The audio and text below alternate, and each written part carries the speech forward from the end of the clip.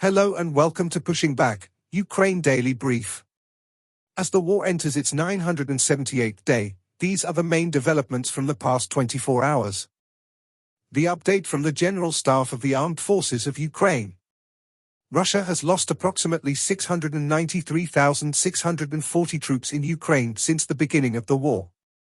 The number, which has not been independently verified, includes 1,560 casualties over the past day. According to the released Ukrainian figures, Russia lost 8 tanks, 29 armored combat vehicles, 38 artillery systems, 1 multiple launch rocket system, 2 air defense systems, 40 drones, 91 vehicles and 1 piece of special equipment.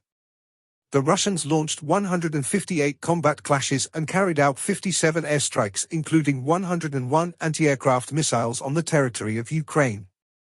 They also used 539 kamikaze drones and carried out 3,000 attacks on the positions of Ukrainian troops and settlements using various types of weapons. In its latest intelligence update, the UK's Ministry of Defence reports.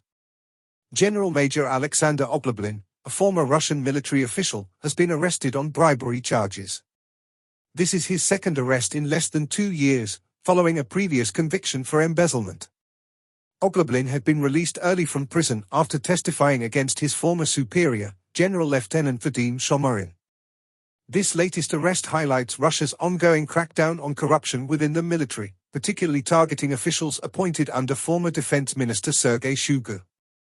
While the authorities claim to be fighting corruption, their true goal appears to be controlling it rather than eliminating it altogether. In its latest intelligence update, the Institute for the Study of War. The rate of Russian advances in Ukraine has increased in recent weeks but remains slow and consistent with positional warfare rather than with rapid mechanized maneuver, emphasizing how generally stagnant Russian advances have been after over 2.5 years of war.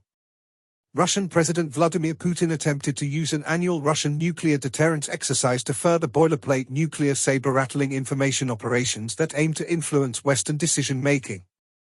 Recent Russian polling suggests that Russian domestic support for local government entities has somewhat declined over the past year, most likely in response to increased crypto mobilization force generation efforts at the regional level.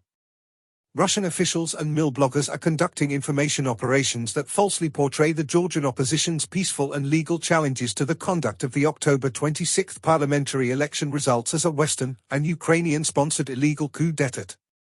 The Georgian protests have been peaceful and legal, far from the Russian claims of an illegal coup. These concerted Russian efforts to baselessly discredit the Georgian pro-Western opposition and civil society are part of a common Kremlin tactic aimed at framing the valid and legal concerns of pro-Western political entities in the post-Soviet space as illegitimate and violent. Ukrainian forces recently advanced in Toretsk, and Russian forces made advance near Kupiansk, Pokrovsk, Kurakov, and southwest of Donetsk city. The Russian Ministry of Defense continues to rely on Russia's prison population to replace depleted Russian units on the front line. Zelensky gave a speech at the Nordic Council and spoke about 3 key areas. Firstly, Nordic nations support Ukrainian freedom and peace. Zelensky expressed deep gratitude for the steadfast support of Nordic countries, highlighting their commitment to helping Ukraine achieve a lasting peace. Zelensky emphasized that Ukrainians, like their European neighbors, deserve a future free from aggression and oppression. Secondly, focus on returning abducted children. Zelensky drew attention to the plight of thousands of Ukrainian children taken by Russia, calling their forced displacement a genocidal practice.